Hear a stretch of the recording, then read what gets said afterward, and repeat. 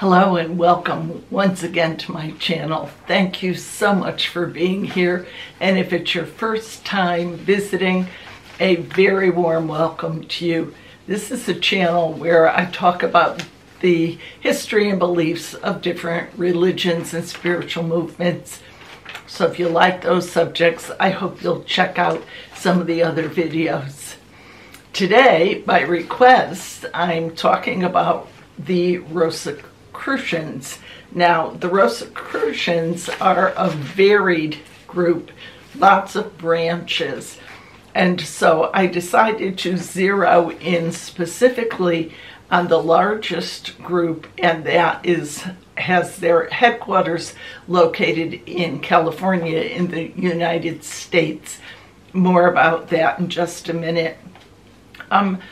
According to, if you do a Google search for the Rosacrucians, it says that Rosacrucianism is a spiritual and cultural movement that arose in Europe in the early 17th century after the publication of several texts purported to announce the existence of a hitherto unknown esoteric order, announce it to the world, and made seeking its knowledge attractive to many people.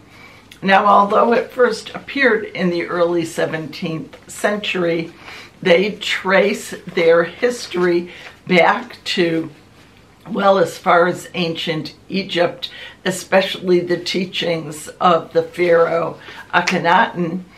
And he is credited with being the first monotheist, and he eliminated many of the religions of Egypt of the time and their gods. He made one god the sole object of worship, and that was the sun god Atum. So from there, they also claim links to the mystery cults of Rome and Greece and the teachings of Pythagoras and some of the Neoplatonist teachings, specifically those of Plotinus. So it is similar in many ways to a lot of the claims of other movements, such as Theosophy, and many of the teachings of the Eastern religions are similar. Now, the Rosacrucians also say about themselves that they are a community of philosophers who study and practice the natural laws governing the universe. And they say that their mission is to provide seekers with the spiritual wisdom necessary to experience their connectedness with the miraculous world around us and to develop mastery of life. Their studies include a number of things, but let me just mention some of the beliefs that you'll find are similar to others that we've seen. They believe in reincarnation. They believe in the law of karma. They teach the transformation of the human. They call it spiritual alchemy, as opposed to turning base metals into gold. This is the transformation of the soul of the human, or the psyche of the human, into higher consciousness. They promote meditation in various forms and use that as a tool for their work. They believe that the world is changed by individuals learning to live at a higher consciousness and then sharing love and healing with others. Now, some of the other topics that they look at in studying these natural laws and mysteries of life are the mysteries of birth and death, the illusionary nature of time and space, the awakening of psychic consciousness, mystical power of vowels, sounds, and mantras, the creative power of visualization, how our thoughts influence our health, psychology and mysticism, metaphysical healing, and more. Now, if you're seriously interested in learning about the Rosacrucians, if you go on their website, it's rosacrucian.org. They will send you a free book. I don't think they send it to you any longer, but you can download a free book. It's called Mastery of Life, and this gives their basic information about the order, their basic teachings, their how you could become a member of the order if you were interested, and their history. Now, as I said, I'm looking at the largest of the orders in the world today. It's the Rosacrucian order, followed by AMORC, which stands for the Ancient Mystical Order of the Rose Cross. And that's where you get that term Rosacrucians, the Rose Cross. Now, the Rose Cross, as their symbol, has no Christian connotation. It predates Christianity. And the cross itself represents a human being standing upright with their arms outstretched to embrace wisdom, and the rose in the center of the cross represents the soul of the person that is unfolding in wisdom and enlightenment. So Rosacrucianism, that's hard to say, is not a religion. There is nothing that you have to give up in the form of the religion that you currently have, or to accept. Their path incorporates both metaphysics and mysticism. And the metaphysics is just the study of that which falls beyond the five senses. For example, things like intuition or visualization or healing.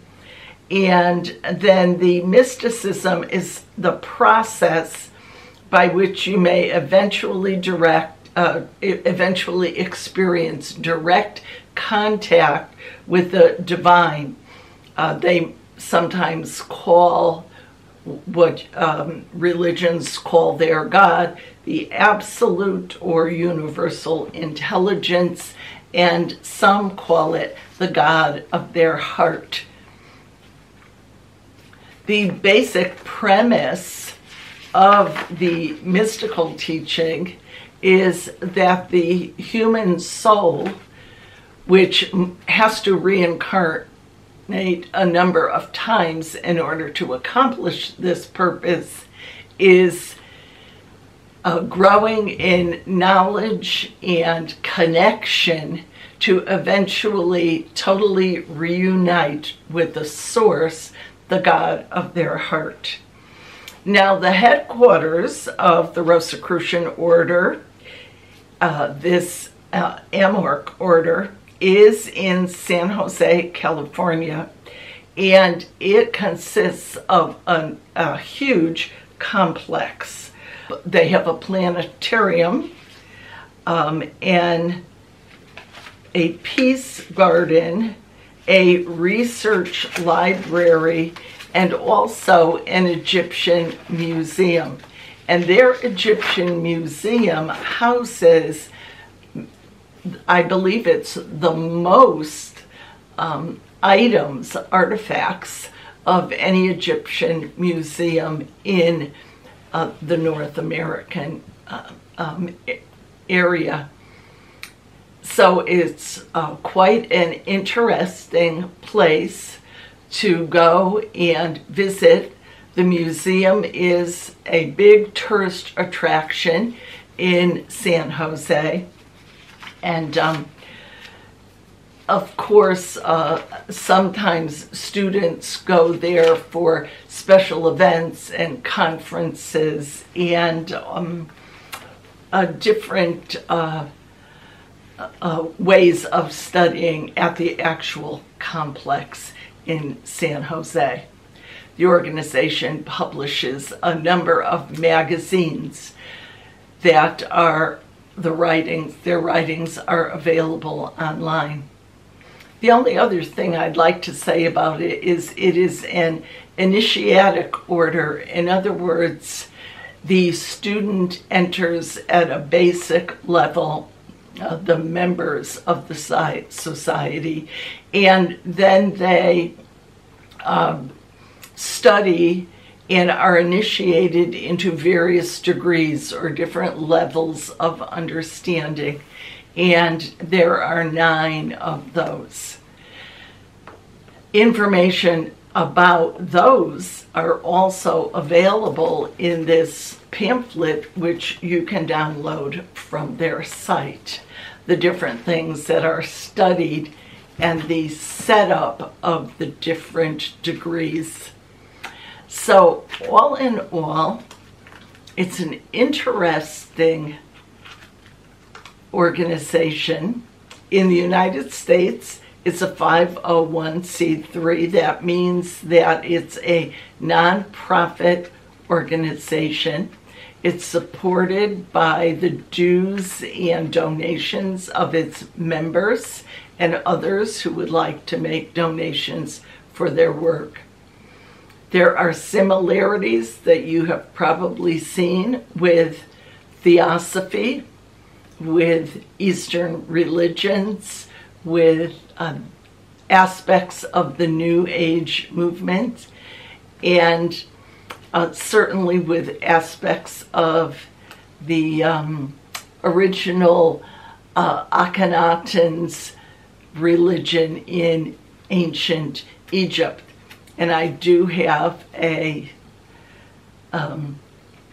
video about him in the section on the religions of Egypt, if you're more interested in that.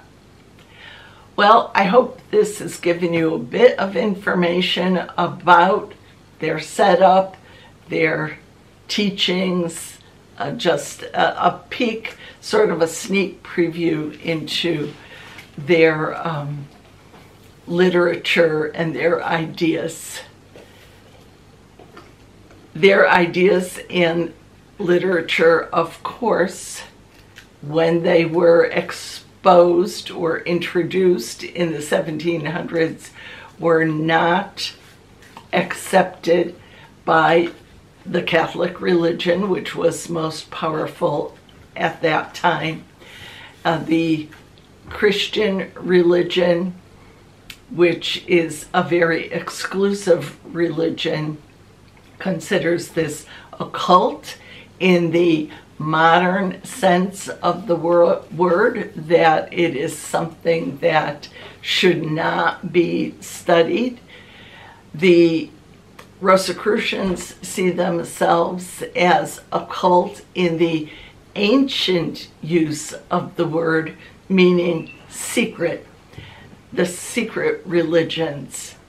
And they actually point to a scripture in Matthew where Jesus tells his disciples, when they ask him, why are you teaching in parables? He says, to you has been given the secret knowledge but to them, the people he's teaching in parables, it has not been given. So they believe strongly that there is a body of esoteric knowledge, primordial, special wisdom that can be found in all the religions of the world and is a thread which travels through all the legitimate philosophies and religions of the world. And that is what they seek to discover.